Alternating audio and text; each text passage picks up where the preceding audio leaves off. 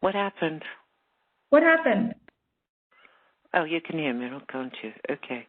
There are multiple WebEx things here.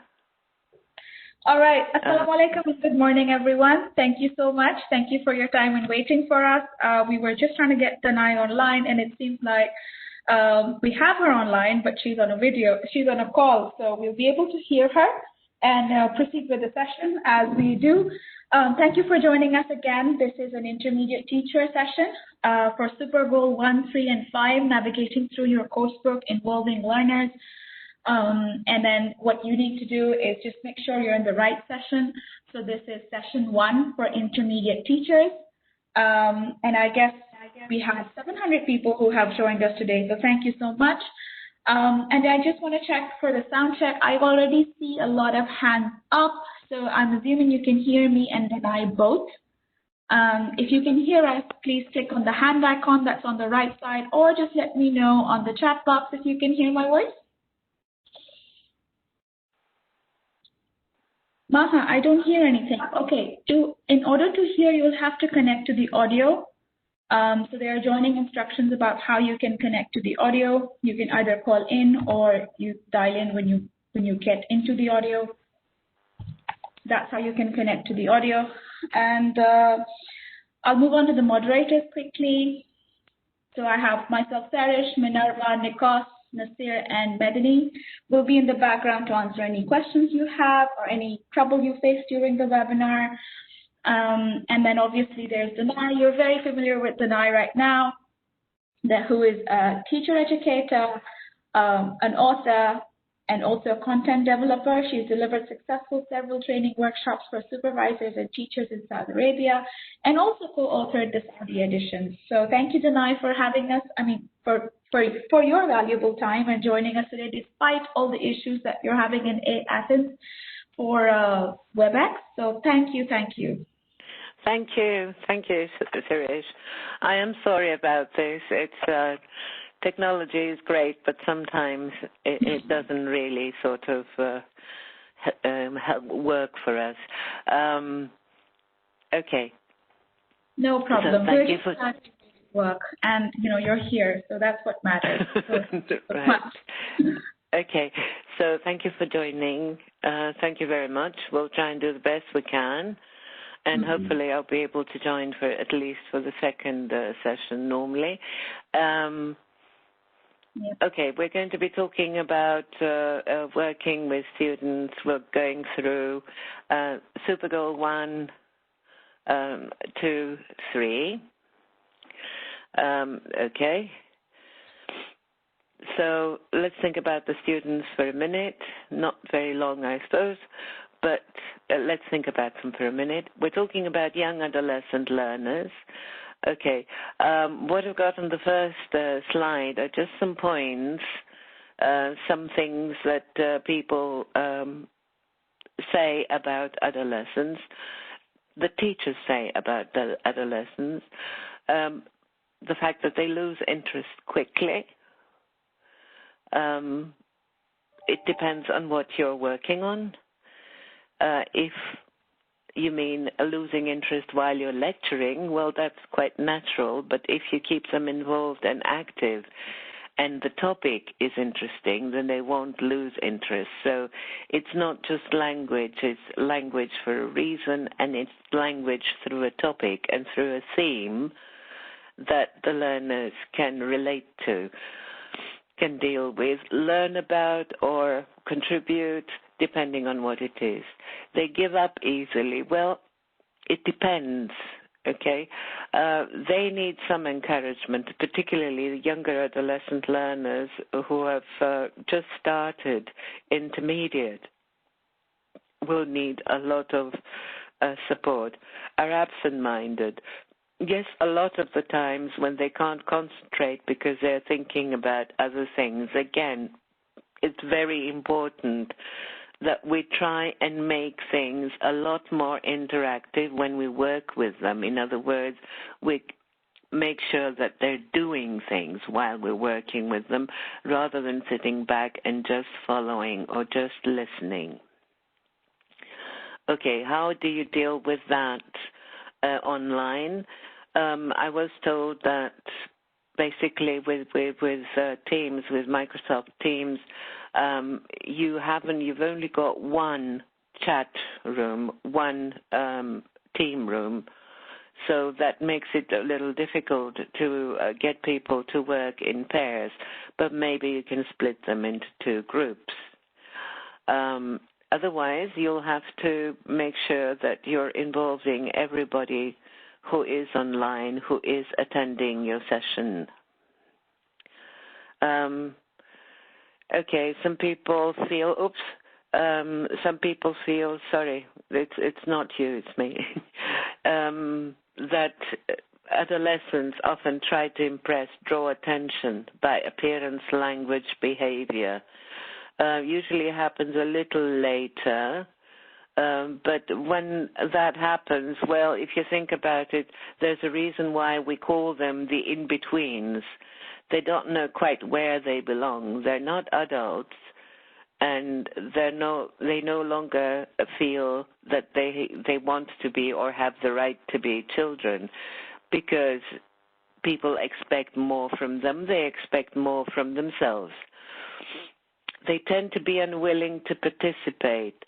Well, one of the things to take into consideration, particularly with this age group, is peer pressure. So if they're not confident, they will not want to participate in case they say something the wrong way or make a mistake, and people make fun of them. Or they might be unwilling to participate because they're simply not confident, not shy, not very good about participating in public. Again, this is the reason why when we can, we do a lot of work in pair work and group work to give students a chance. Online, you do the best you can. From that point of view. Are sometimes shy or indifferent? Yes. A lot of encouragement, again. If they're indifferent, one of the things that I'm sure you know is that they often pretend to be indifferent, but they're not as indifferent as they seem. Can be very competitive. I'm sorry, there is a question for you there, but since I haven't got access to the chat box, I can't see your comments.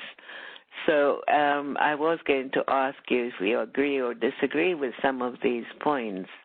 I can read them for you. Yes, please. Correct. That's correct. I do agree with you. Someone has written antisocial. I think that's about the fact that you've mentioned about some are indifferent and shy. Yeah. They're not necessarily. Yeah. Yeah, a lot, and everyone's saying I do agree. Okay. They're not necessarily antisocial. They're not comfortable. They're awkward. Okay. There's a lot going on.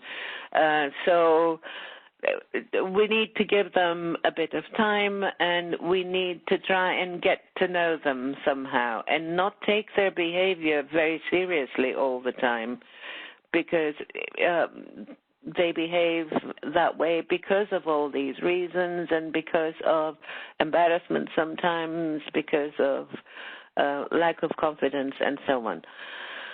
Okay, let's have a look at the next slide. Okay? Okay.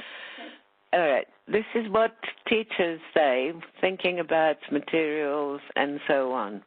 So you've got your learners on the one hand, and that is the most important part. You need to focus on the learners, and you need to address your learners. And then, of course, you're hit with a whole new course book. But the points here are quite general and universal. It's the things that any teacher, most teachers would say when encountering material, new course book, and so on. You need clear guidelines. Okay. At first, when people are hit with a new course book, it's just they don't know where to start. It's just you feel that everything is hitting you at the same time. So what am I going to be able to do here? There are all sorts kinds of components.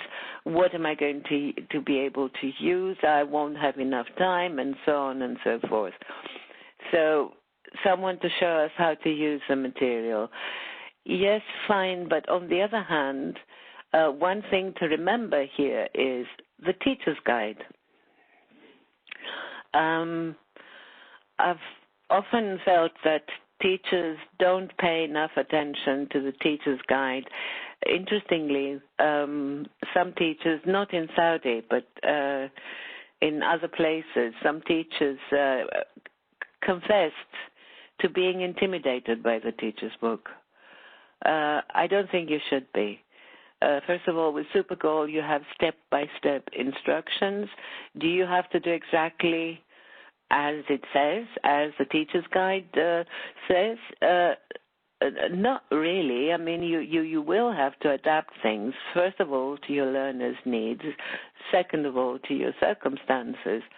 But it is a good idea to use the teacher's guide, even if you decide to change things around, even if you decide to adapt.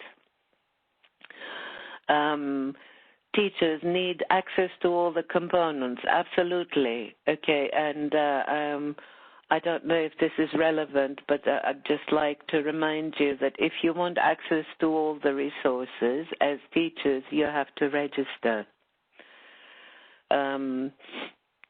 Okay, so clear step-by-step teacher's notes.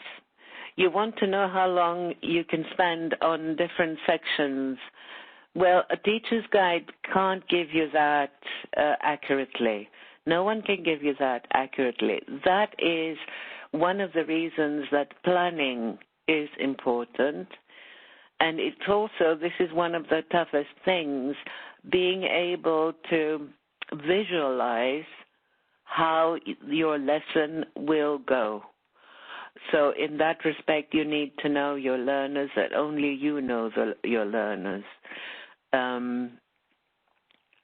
But it's important to do that so you can gauge the time that you will need to do different things. Because if you look at material, and particularly if it's new material, you see this huge amount of things. The volume hits you.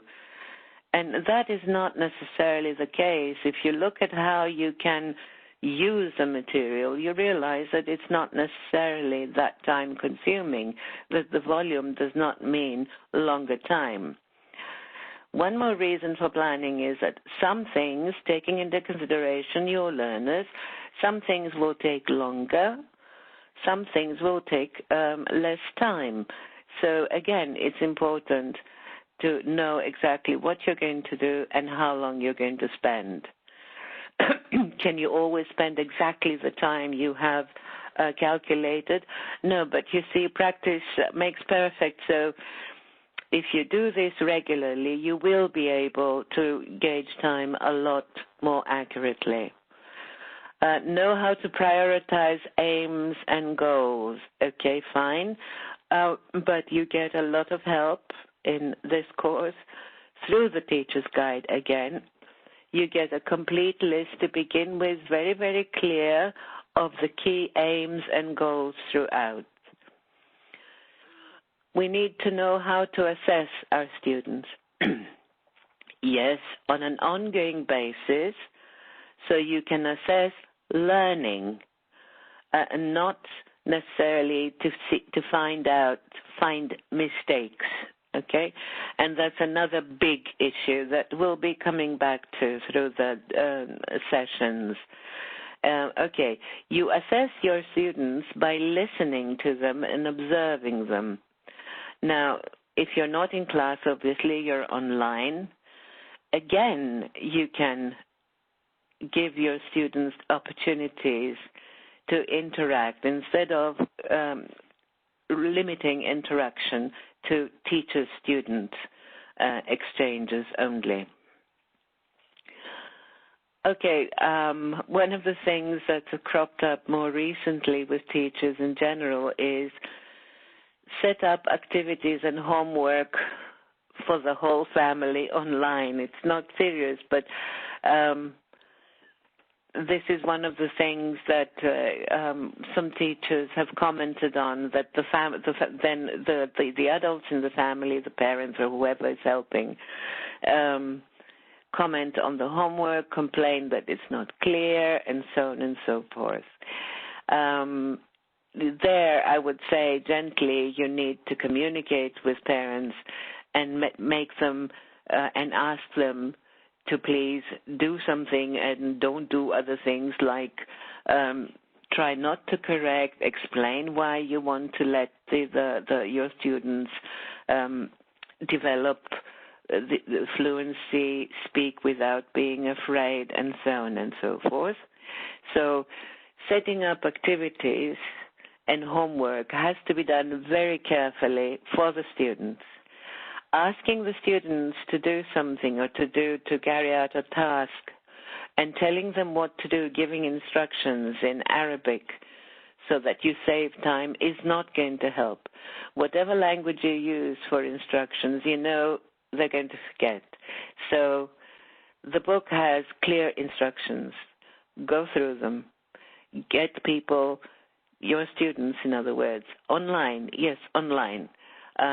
Call out volunteers or call out more confident students to demonstrate. Then call out less confident students to demonstrate, to make sure that absolutely everybody knows what to do, and then carry on.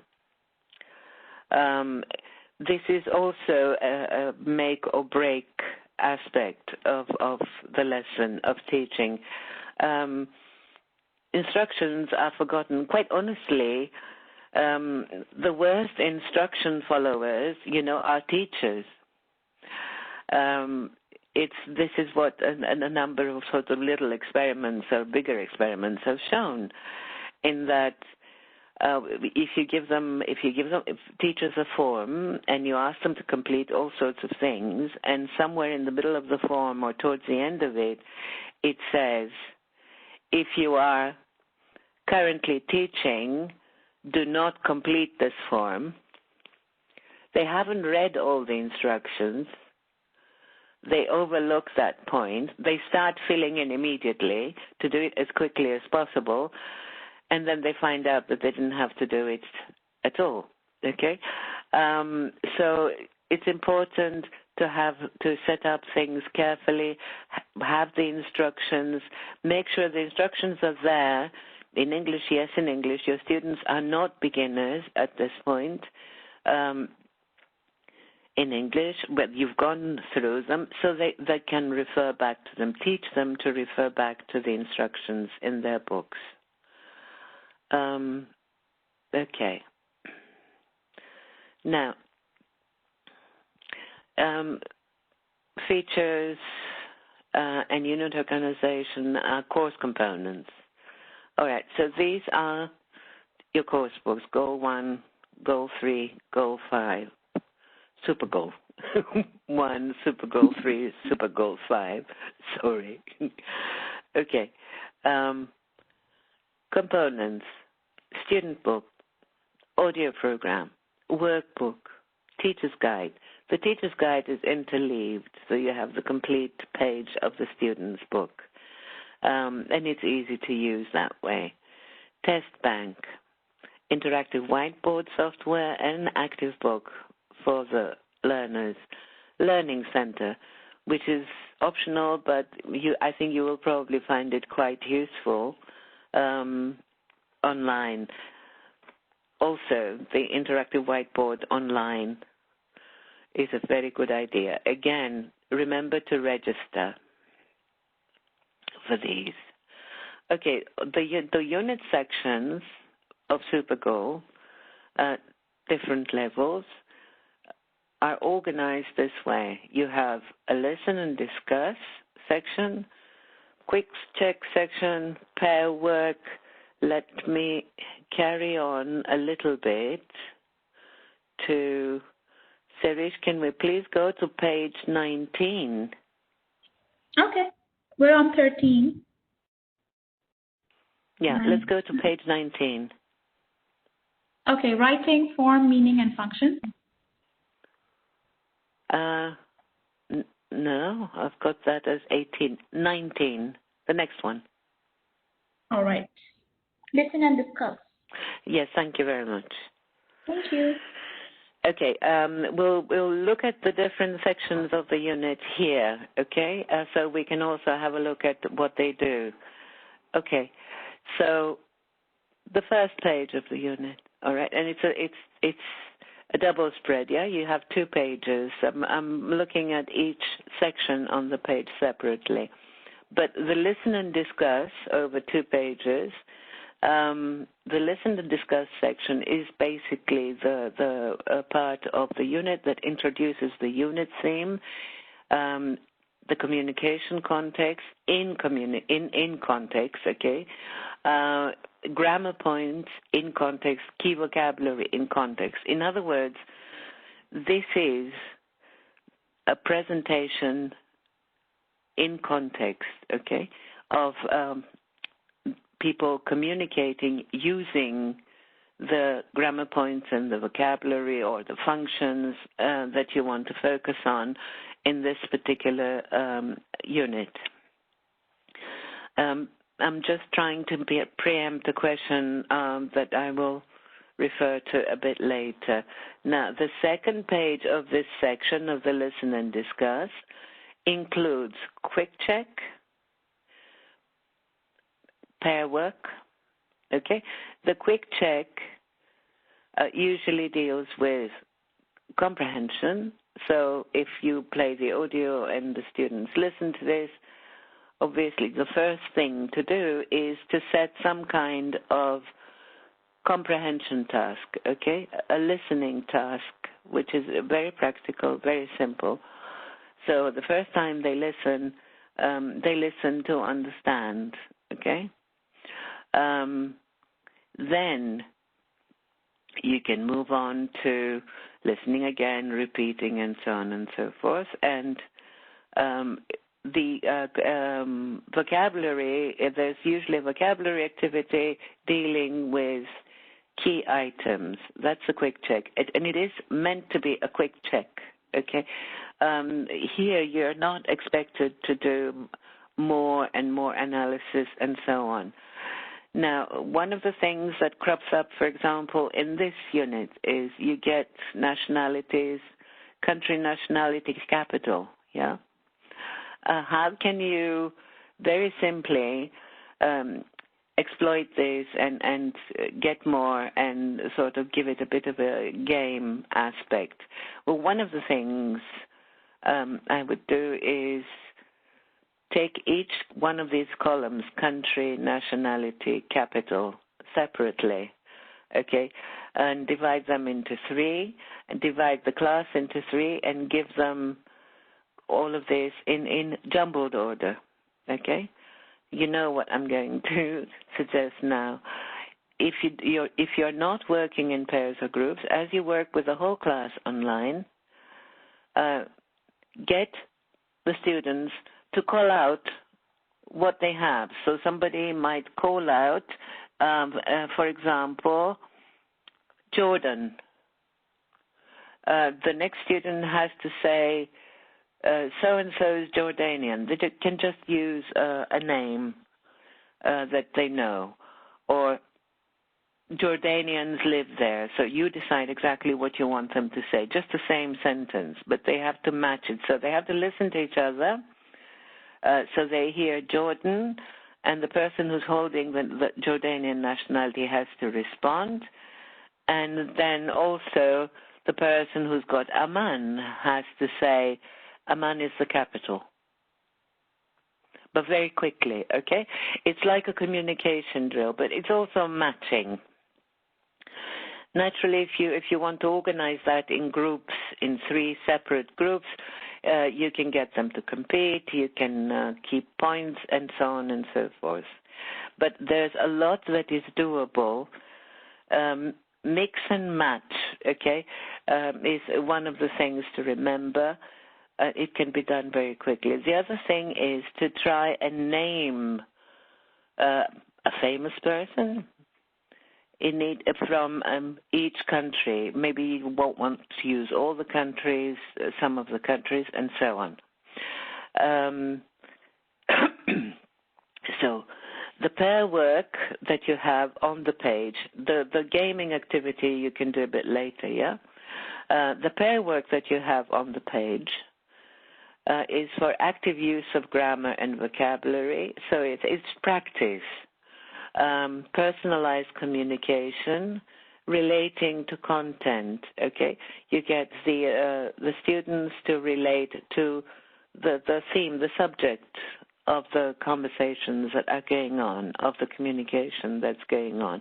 But it's still basically, it's still semi-controlled, but it allows students towards the end, if you can see B, they talk about themselves. Now, when B has to includes questions, if you can work in pairs, obviously you can use the questions to get students to interview each other, okay, and ask and answer. That shouldn't take very long too if you've got chat rooms. Next section, pronunciation. Okay. Now the pronunciation section varies a little bit depending on what the content of the unit is, but the main goal there is to get the students to notice the sounds, listen and repeat. And there are tasks that can vary, for example, as you can see on this page. So this is why I put listen and do in capitals, because the do section could be listen and identify, listen and complete, listen and select, listen and mark, listen and match, and so on and so forth. So the tasks can vary. So it is often sort of between noticing, becoming aware of the sounds in the language, being able to produce the sounds well enough so that what they're saying is going to be understood by a listener. So we're not trying to get the students to develop a perfect accent necessarily, be it American or British or Australian or whatever. If they want to, and they do, that's a different matter altogether. But what my experience has been with adolescents, that they often try not to imitate the accent on purpose because they don't, because of peer pressure, because they don't feel comfortable, because they're afraid that their classmates are going to make fun of them. As it happened in this pronunciation section, you have something that is very, very relevant in terms of numbers. It's just a telephone number, okay? So it could be a telephone number, it could be an amount of money, it could be a code, a password, it could be anything at all. But basically, understanding numbers through audio and maybe jotting them down or doing something with them is a very, very important skill.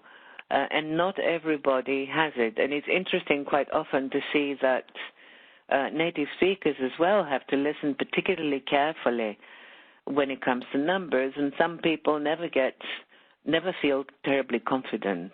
So there are all sorts of skills like that are practiced as well. Listening. Okay, listening for a purpose. In other words, they would be listening for specific information, details, main idea, attitude, etc. The listening tasks vary, could be choose the right answer, complete, make notes, answer the questions, all kinds of different question types and task types. Why do we want them to listen for a purpose? Because we don't expect them to listen at this point for every single word. We expect them to listen in order to understand. So here, I would also like to, again, repeat what I mentioned in the beginning. When it came to listen and discuss, you treat the conversation, the exchange, whatever you have as presentation material, listen and discuss, first of all, as communication in context, as meaning, okay? Listen or listen for the names of the people, or listen and say where one of the people, so-and-so, is from, and so on. And then you get to deal with listening as a way to input language, to focus on language and get them to repeat, and so on and so forth. Here, the aim is particularly to listen and understand and listen for specific information, and so on and so forth. Next one. Conversation. Okay, it's illustrated. There are spoken language in everyday situations. So again, language in context. Illustrated episodes that the students can relate to. Sometimes students add things to them, change the ending completely. One of the interesting things that you'll find is that you get multiple endings. So you have options. The students choose whichever way they want to end the little story. Sometimes they choose to continue the little story. That's always a good idea. Get them to add more to the story, and take on the roles or change the characters and go through it again.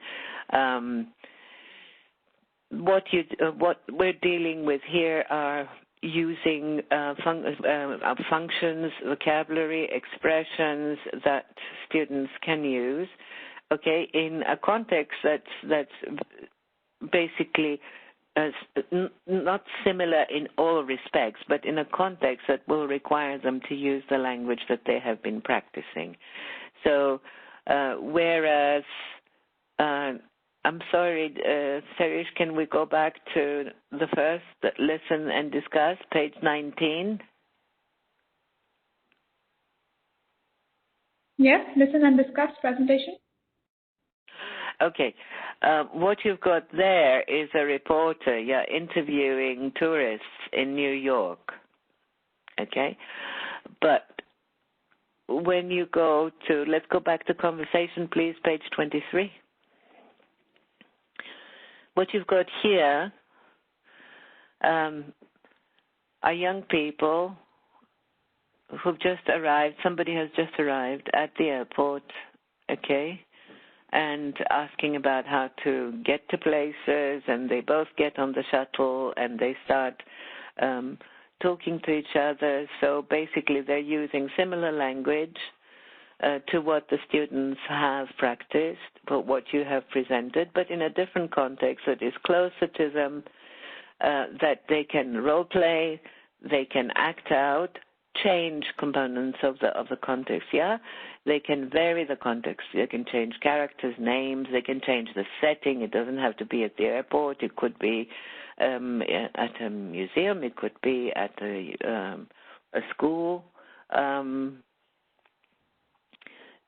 So in your turn, they can role play and act out. In About You here, in 7, they can have a personalized version of the conversation or parts of it, okay?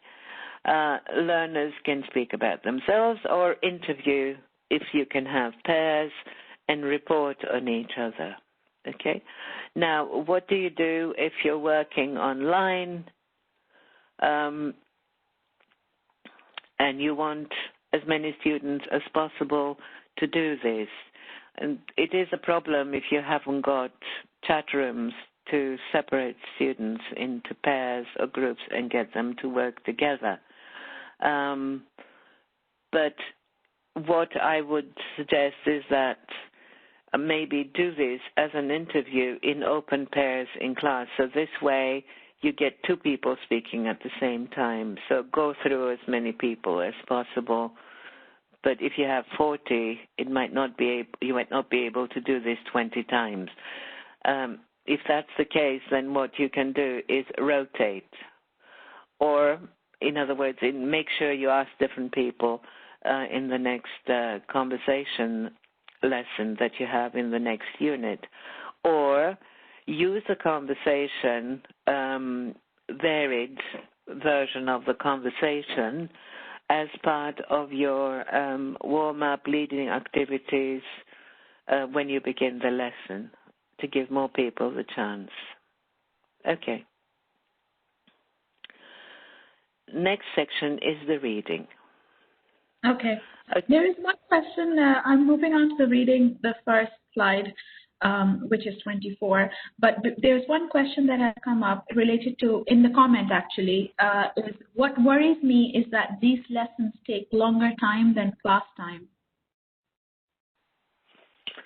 So how would you suggest doing them? No, I'm taking longer explaining. So it wouldn't take longer in class. For example, can we please go back to the listening? Oops. Mm-hmm. Okay. Yeah. How long do you think the listening is going to take? Okay, first of all, you say listen and mark the correct answer. Okay, so get the students to have a look at the options they have. Get them to read through first. Okay, make sure everybody understands what to do. Play the audio. Don't let people start jumping up and down and answering. Don't let people who think they can work fast or have done things before to monopolize. Allow them to listen again, check. If they're in pairs, they can help each other. And then feedback, get the answers in class. Okay? If you want to really train them in finding the right answer, finding the right spot, play the audio and get them to identify exactly where they got the answer. But that would take long, so you might not want to do it that way. How long would this take?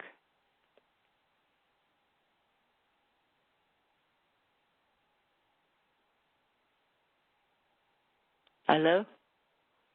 Sarah, Yes, have we got any answers?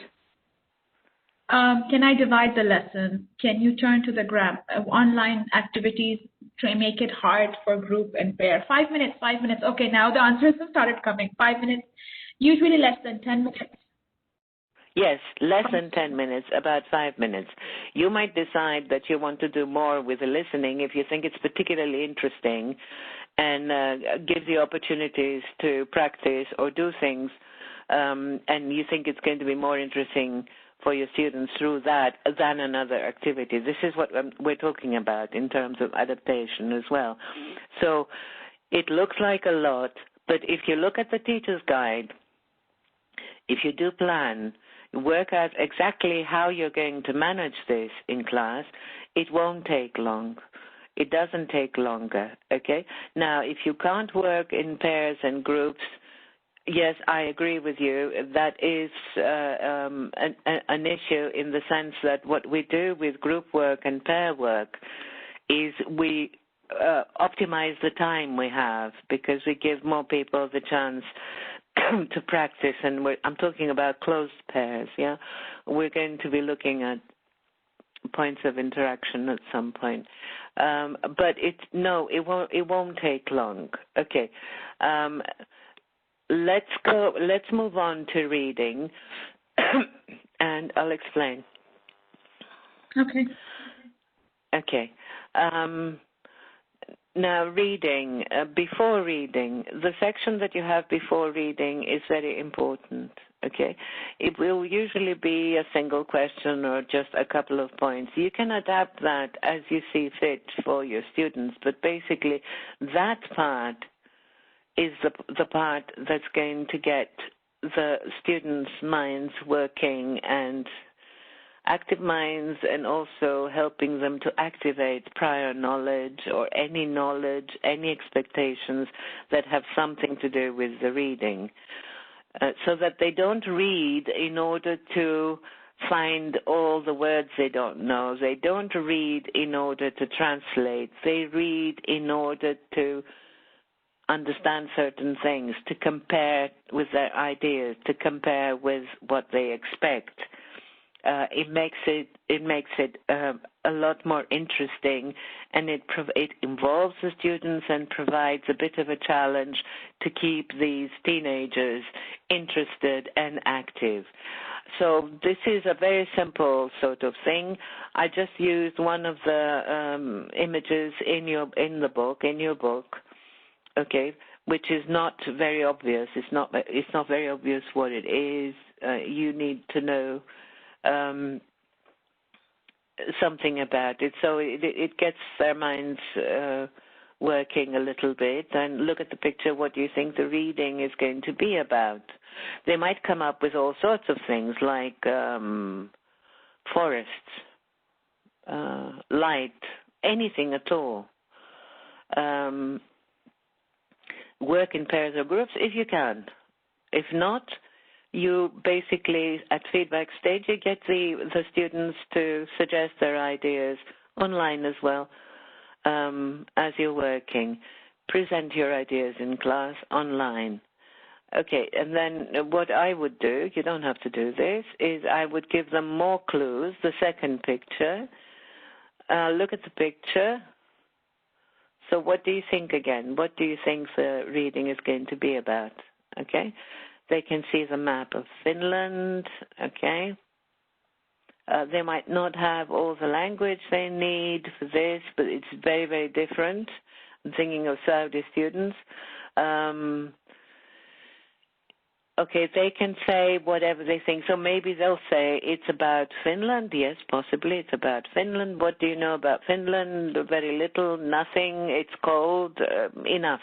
You don't have to go into great details there, just to get them thinking. Okay, that's the before reading. I just showed you very quickly how I might modify, adapt this.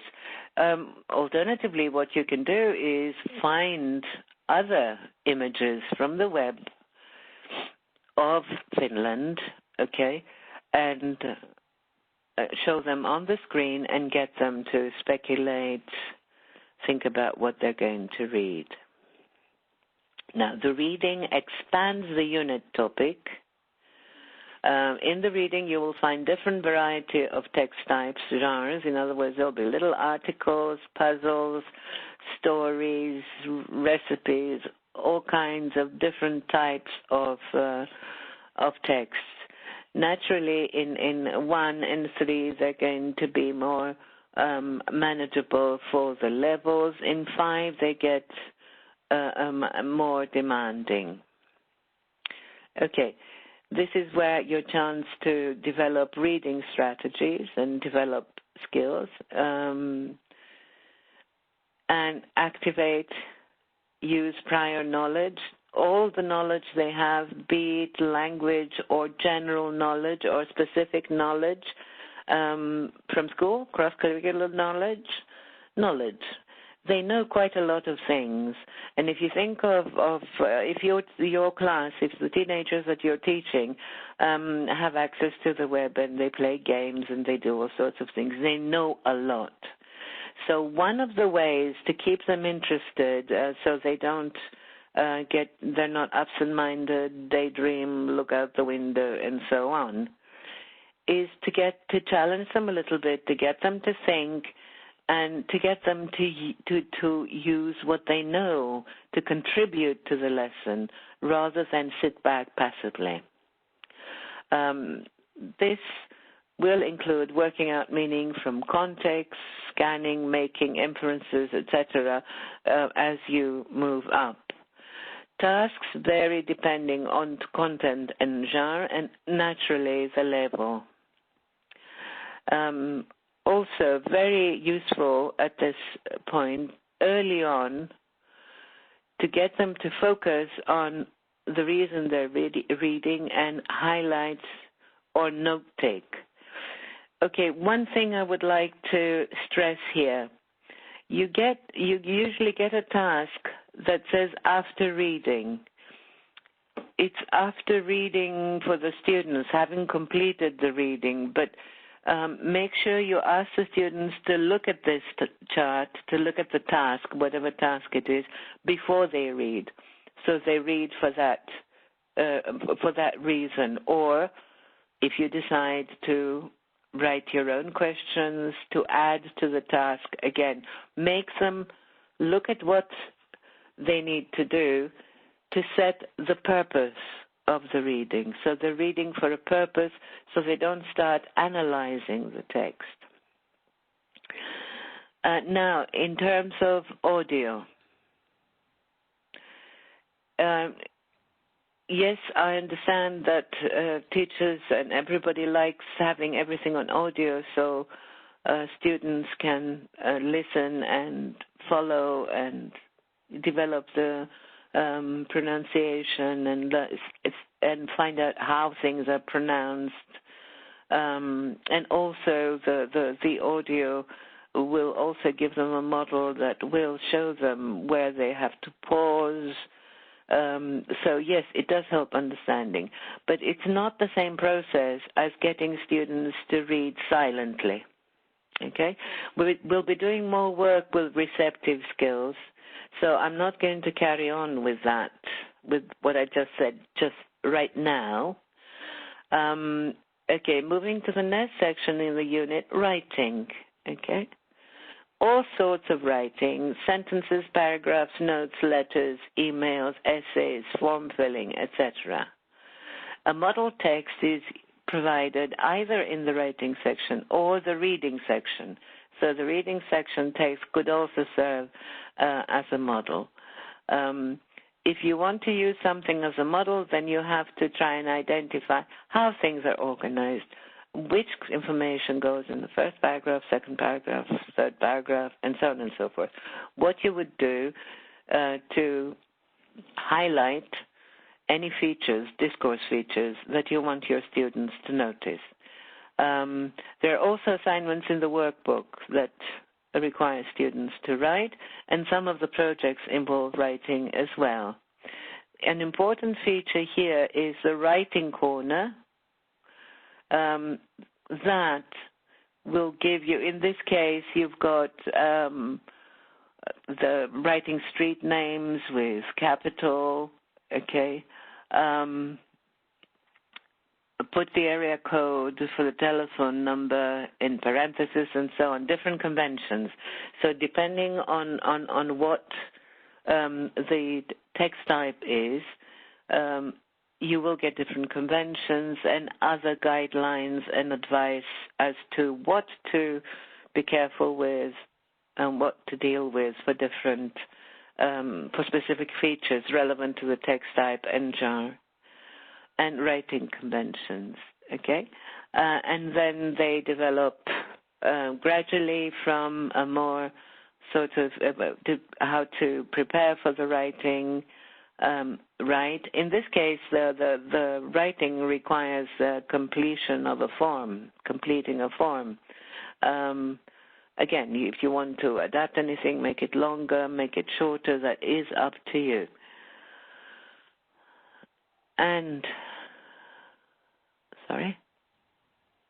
Oh, I was just going to say that there are a few comments that have come in on the reading part that we covered. Would you like me to read them along to you?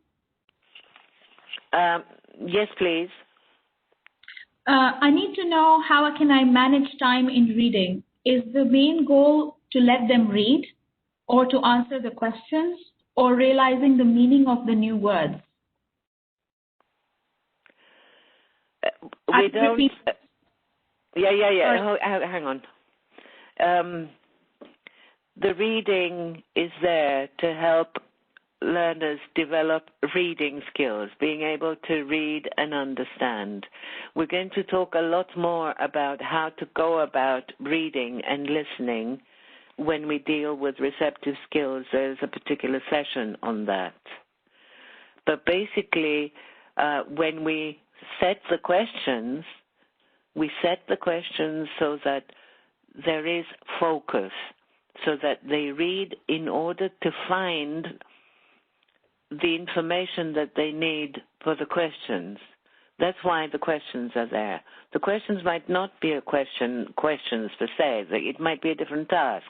It might be a chart, as you've seen here, that they have to develop, or it might be one or two different things. It's not a very long text, but these reading texts are certainly not there for translation. And we don't want them to stop and look at every word, and we don't want them to start reading, and the first thing they do is spot all the new words and start underlining them in their books, because that's not the purpose. We do work with vocabulary from reading, as you will see, and more of it actually in more advanced levels. But we also try to develop strategies, such as working out meaning from context.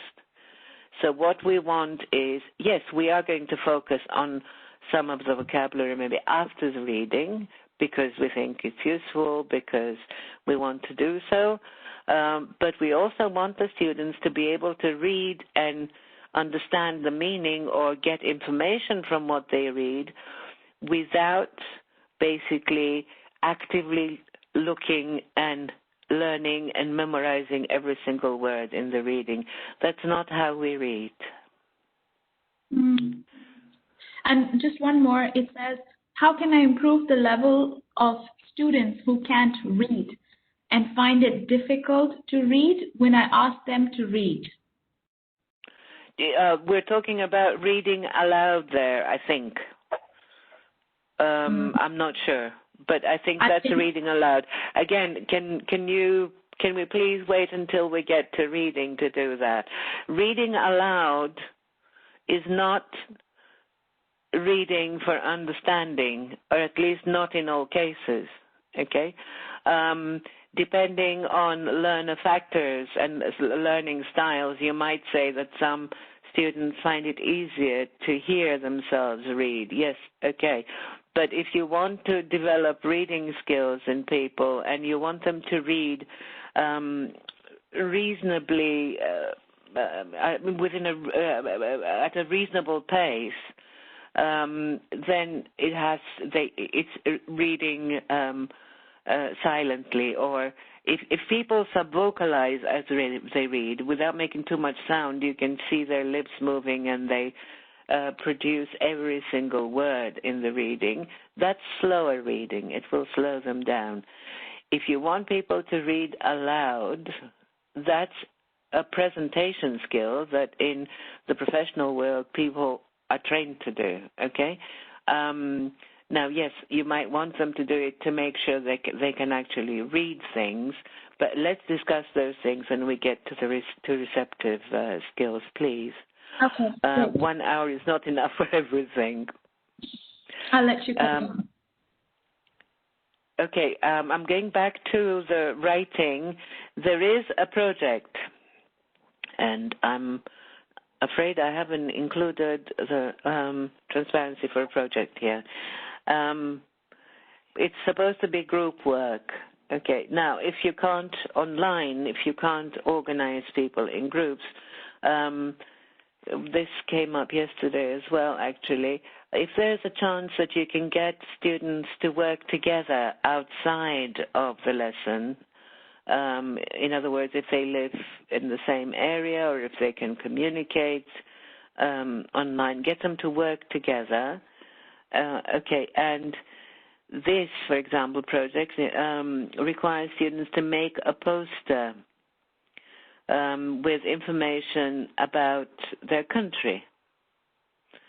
The capital, population, language, main cities, places of interest, and so on.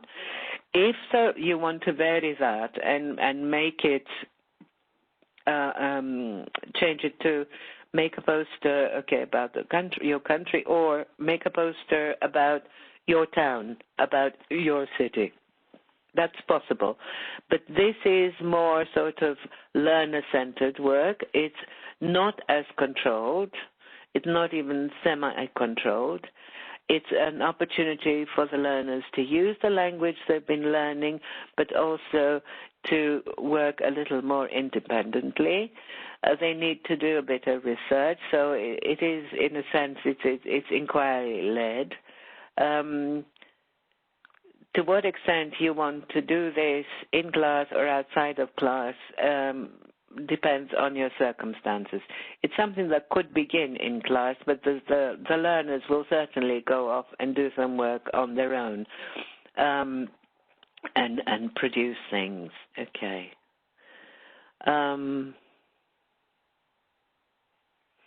How are we doing with time? Are people in a hurry to go? Almost, yeah. Time, please. I have an appointment. So you can leave if you need to. That's fine if you've got classes or urgent things to get back to. But yeah, we will just continue for the rest of the participants who would like to stay for the session. Okay, thank you. Okay, can we move on to just run through the pages, okay? SuperGoal 3, we're going to be dealing with this lesson in the next session as well. Okay, the same sections again. Yep, SuperGoal 3. Grammar, as you would expect, listening, pronunciation, and so on. Conversation, the reading is a bit longer here. E-learning is easy. This has a lot of mileage. You can really get their teeth into this. Okay, writing, form, meaning, and function. Here, we haven't talked about this. Here, what you get are items, language items that might be recycled, or some new language items that are related, that, in a sense, language is expanded.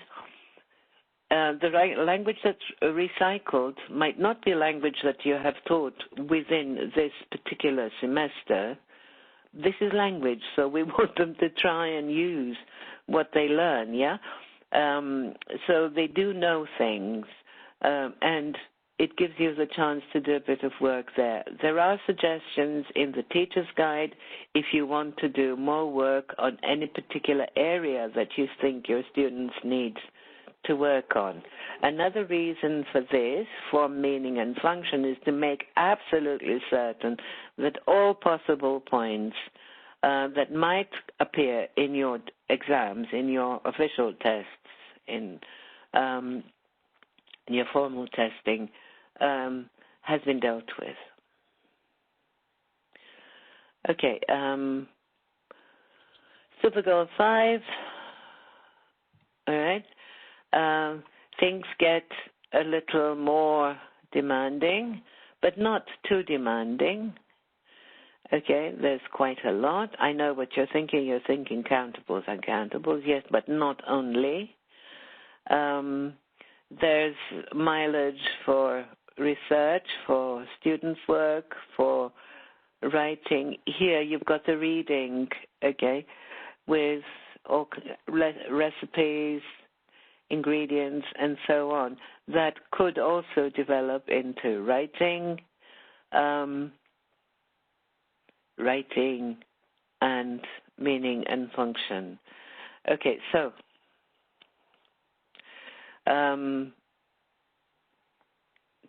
we're going to have to, I suppose, stop in a bit and maybe deal with some questions. Have we got questions, Sarish? Yes, we have. Okay. Teacher's guide, features, unit goals, they're all given, okay? Warm-up, how to introduce, activate learner knowledge, raise expectations, but you can have more ideas, you can have better ideas, you might decide to do something that's completely different that you think is more appealing to your students.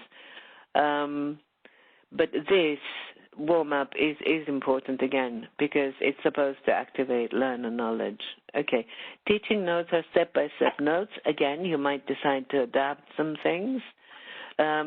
The language builder box that you will see is explanations of any confusing grammar or vocabulary issues. There are teaching tips, separate boxes, additional activities. These are optional, can be used to extend topic or provide additional work, tasks, material for you to give to early finishers in a mixed ability class. That preempting your comments about what to do with people who complete something faster or not. Project is collaborative, inquiry-led, so you want students to work together. Fun facts box is general knowledge information related to the topic, and in the teacher's guide you also get answers, workbook reference, audio script. So very quickly, if you look at the next page, this is from weekend 1, you can see the box with all the unit goals. Okay? Look at it. It is an important part of it, okay? And you get fun facts right at the bottom. You get language builder boxes. So they're all there, and they're there to help you, okay? So please do use your teacher's book, even if you're going to decide to do some things differently or all things differently. Additional activity, and so on and so forth. And now, questions? Suresh? Okay, let's move on to the questions. And I am going to go over that now in a minute. Just before we go on to the questions, thank you so much for being here, for your time, for engaging with us through the Q&A box and the chat box. We've got a lot of questions from you, so we'll do that now and cover this off. But if you have any other urgent matters that you have to get to, you're free to log off now. It's all right. Thank you. Oops, sorry. Sorry, go on. Thank you very much. Thank you very much for your patience. Thank you very much for joining. Thank you very much for attending. We know this is probably not the way you expected this to happen, but thank you so much. And thank you for your comments. Thank you for your questions. And we hope to see you in the afternoon and more sessions this week. Thank you. Thank you. Lots of thank you coming in for you, Danai. It says thank you, actually. And thank you. Okay. So I'll move on to the questions now because I know people who are here will obviously have to leave. So one of the questions is, some students are not interested in learning English, and I really suffer with them in order to let them like learning English. What should I do in this case? Any advice? Very big issue. I won't be able to give you a complete answer on this, but do you know why they don't want to learn English? I mean, is it a matter of circumstances? They're not interested because they don't think they'll ever use the language. They find it difficult. You need to find out, or I'm sure you probably know why. But if that's the case, well, you can only do what you can do, quite honestly. And one of the things to do is to try and get them to do something that they like. In other words, rely a little more on the topic. If you think they're not interested in English, but they would be interested in helping find pictures for the lesson, maybe, and show them on screen, give them a reason to feel good about something in the lesson. But this requires finding out what they're good at, what sort of skills they have. So what I'm trying to say is try and involve them somehow in the lesson, not through the language, but through content in some ways, or abilities or skills that they might have. That's the best I can do, I'm afraid. And with the time, under the circumstances, we haven't got the time to go through all possible aspects. That covers quite a bit, so I'm sure that should be okay. Okay, the other one is I'm teaching intermediate and secondary stage, but really the curriculum in intermediate stage is very long. There are 8 units. Yes. Yes, there are 8 units. I agree with you. There are 8 units. That all the more reason not to start explaining every single thing and over-analyzing everything. Try to keep to the goals of the units. This is exactly the point. Just going back to the question earlier about reading, what do you do reading for? Why do you want them to understand? Do you want them to answer the questions, or is the focus on their answers? Is the focus on words? No, it's not on everything. So please try and plan as much as you can, gauge the time that's required. You might want to do some activities very quickly. You might want to flip. You might want to ask them to do some activities as homework. If you think they can manage it. After you do it in online or in class, if you're in class, orally maybe, get them to do that. So select things depending on your learner needs. One of the reasons that you get less when you're in fewer units later, and you get fewer units per se in 5 as well in intermediate, is because those units are heavier. Basically, there's a lot more to do in them. So it's not the same. It's not linear. Hello? Okay. Yep. And the other one, sorry, I think there's a delay with me unmuting. The other one is quite related to this one. It says SuperGoal 3 is 8 units, while SuperGoal 5 is 6 units. Why?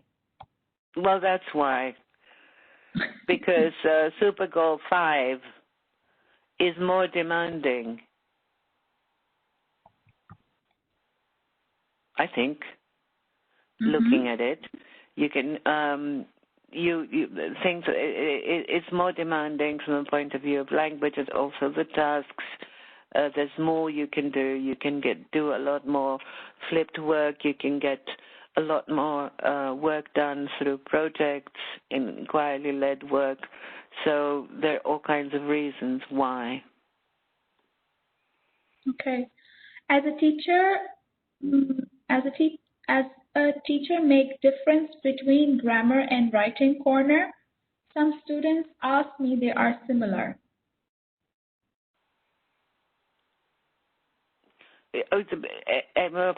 They might overlap, but they're not similar. The writing corner will give you advice that's specific to writing, to written language, to help advice and guidelines about how to write something. So if in the particular type of writing that you're doing, there is a grammar point that's important that needs to be remembered, then yes, it might be highlighted. But no, they're not similar. I don't know if yeah, I guess so. And then is it good to start with grammar before anything else in each unit so that students have more time practicing the grammar? No. No. Okay. No. We're talking about language in context. Yeah, you begin with the language being used in a communication context, and then you isolate the items from a grammar point of view and look at the form, and then go back to practicing it in context. Okay? We'll be doing a bit more on that in the afternoon session. Okay, then I will cover grammar in the afternoon session. Is that right? Yep. Okay, great. Because there's some questions coming in of we need to cover grammar. So for all those questions, we will cover that in the afternoon session at 1 p.m. today. Yep. Okay, great. And the other one is, how many classes do we need to cover the whole book? 40 minutes per class in brackets. Well, that's what you have. Yeah. That's what you have. So this is exactly why I said about planning, what I said about planning. Again, knowing your students and knowing what might be more or less demanding, you need to go through it and gauge the time that you will need for different activities. Look, you might decide not to do some activities, or as I said, you might decide to assign them as homework after you have demonstrated exactly what is required. So there are different ways of doing this, but certainly this is not material that is there for the teacher to sort of translate, lecture, explain all the time. We're trying to help the learners learn how to notice things, how to discover things, how to survive through this language, which is a global language, okay? So it will help them communicate with a number of other people. Teenagers who are who spend a lot of time online and spend a lot of time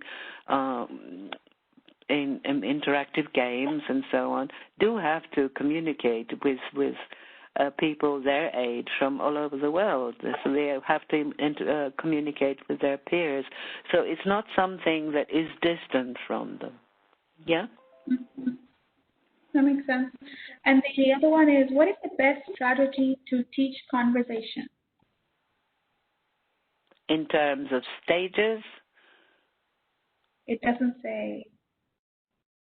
Well, in conversation, what you've got, if you are referring to the conversation in the actual unit, as we said, the conversation stage is where you get the illustrated story sort of exchange that gives you the opportunity to use the language in a similar, but not similar, in a somewhat different context that the students can relate to. If you're talking about which stages to go through as you're presenting and practicing, given the time, I would say please do look at the teacher's notes, because there are step-by-step instructions about how to use these. But the most important thing to really focus on to begin with in all cases is the goals. Which goals, which aims are being served, are being catered for through the different sections in the unit, because they're not all there at the same time. You're not required to do everything with every single task and every single activity and every single text that's there. I guess that's it. That rounds up our Q&A session for now, because we are conscious that you have to join us again in 1 hour, 30 minutes for the session 2. So we will just end here. Thank you so much for your fantastic questions. Danai goes over the questions every time after the session, so she can better plan the next session. So she's going to pick a lot of this up, so don't worry about that. But thank you again for being such a fantastic audience and for all your questions and comments that have come in, positive ones. I just want to repeat a few housekeeping stuff. Feel free to log off if you need to, so that's perfectly okay. But some questions have come in, and apologies, I didn't cover this at the start of the session, so I will just do that now. This was session 1 for elementary teachers. You will have a session 2 at 1 p.m. today. And the session, you must have received the link. Some people are saying they received the link now. So now we have separated the links. You will receive one at 8 a.m. and one at 11. So the one that you receive for 11 is for the session at 1 p.m. So you can log in the webinar using the link that's in your inbox. If you have not yet registered for the session, you can register for the session. And then what else is there? Once you log in the webinar, your attendance is marked automatically. You won't be able to see this, but I guess we'll just see you at session 2 in that case. Let me know if you've already registered, you will be able to log in through the link. Please avoid using your colleague's link. Use the link that you have, just because it creates a lot of confusion with the certificates of attendance, and also the fact that you might have an issue with your name not being there or marked up as present and all of that. So just use the link that's in your inbox. You will receive 2 links, the confirmation link and the reminder link. Both of these links are exactly the same, so don't worry about this. Use any one of them. I'm just going to wait if you have any questions for me.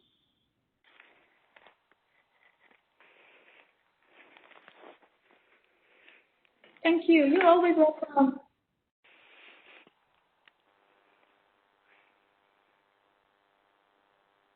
Excellent. Wow, I'm so glad. No questions. Thanks. There's lots of thanks coming for you tonight. Thank you. Thank you very much. And thanks for your patience. Yes, and I'm sorry I'm not there. You're very much here. You can always hear you. Yes, we will start again at 1 p.m. Use the link in your email. Yes, the session at 1 p.m. is for intermediate teachers. It's session 2. We covered session 1.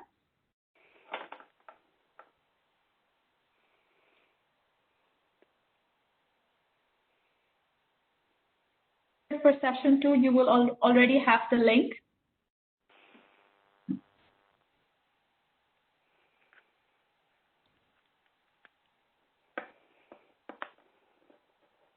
Yes, so just use the link, that's all.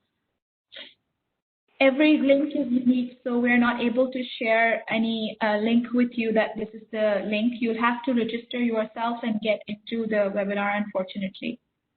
So we won't be able to share a link.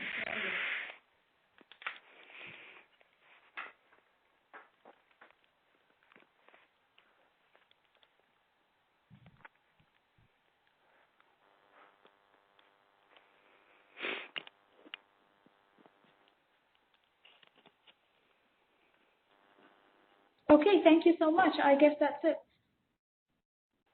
How can I attend myself? Should I do nothing? It's not the same link that's going to work, so I'm going to end this session now. You will be able to log in the next webinar using the other link that you received in your email. If you want to register, you haven't registered, you can do that now. I can send you the invite to register in a minute. So you can have this with you. But if you've already registered, avoid to register again, because if that happens, then you're taking up seats for other teachers and the event gets full. So if you've already registered, just use the link that you have. But other than that, it should be all right. Your certificates you will receive after November 19th.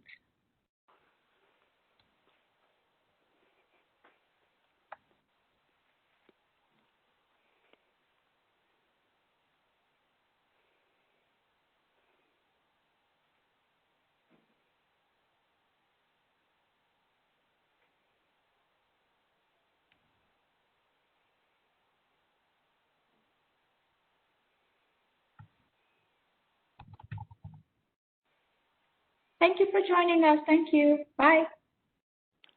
Thank you, Suresh.